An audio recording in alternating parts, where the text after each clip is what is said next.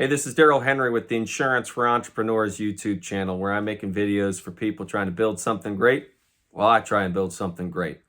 This video is what insurance do I need for my electrical contracting business? All right, let's go. First thing that you have to think about is going to be general liability insurance. This is coverage for bodily injury and property damage that you caused to others. You know, it's going to be slip and falls at job sites.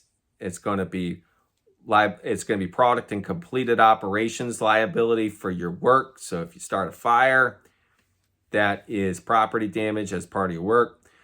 And then you also have personal and advertising injury. So if you take out an advertisement that offends somebody, that's also baked into a general liability policy.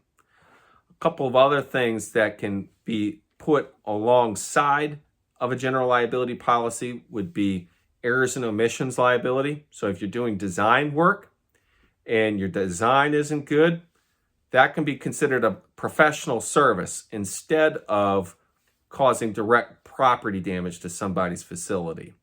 And then after that would be pollution liability. If you're handling chemicals, you're handling something that can get in the ground and cause damage to the earth that needs cleaned up, that's another part of the program that you might want to consider. The next thing that you want to consider as part of your program is workers' compensation insurance. If you're paying a helper, paying an employee, you should be thinking about workers' comp.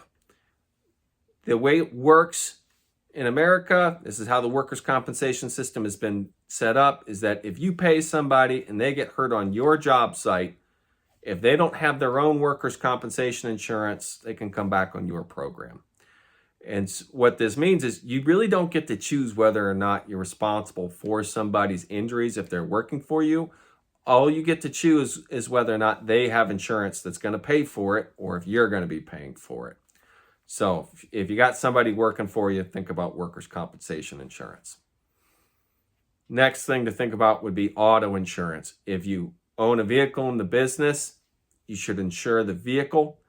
If you are using your own personal vehicle and you have that insured under your personal insurance, you still need to be thinking about hired and non-owned auto liability to sit on top of your personal auto insurance.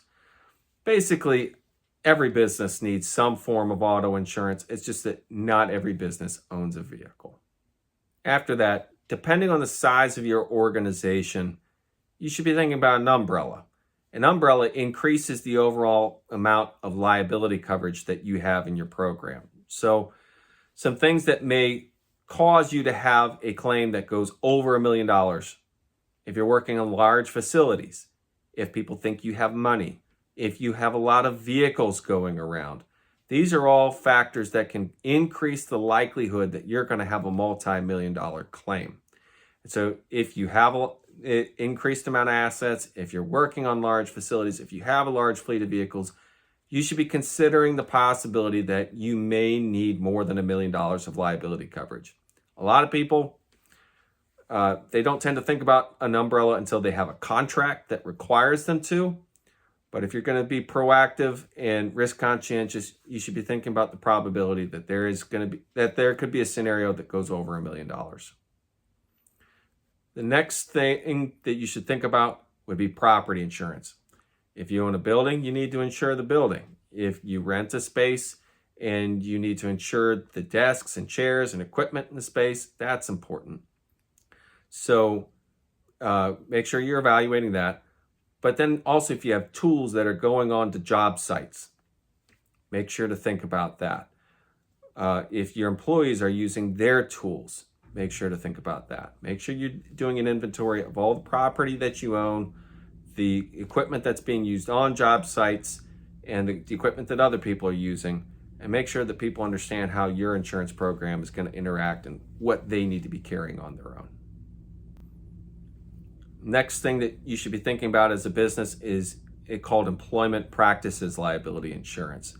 If you have employees, you have a possibility that employees may not like how you either hired them or fired them. And employment practices liability insurance helps you pay for the attorney and the settlement in the event that you get sued for your hiring and firing practice. And lastly, cyber liability insurance. Look, computers are everywhere, data is everywhere. If you're keeping any type of data on your customers, If your systems get breached, you're responsible for credit monitoring services and damages that happen as a result of that breach. Or if somebody can get into your customer's system through you, that's another way that you can cause damage through cyber liability. So everybody needs to think about it. That's the way of the world these days. Make sure you're considering the risk factors for yourself. So these are the insurance coverages you need to be considering as an electrical contracting business. I hope it was helpful. If you have questions, reach out to me. My contact information is in the channel page. If this information was helpful, hit like and subscribe. It'll help you know when more content like this comes out. It also helps other people like you find the channel. I'm Daryl Henry with the Insurance for Entrepreneurs YouTube channel. Thanks for watching.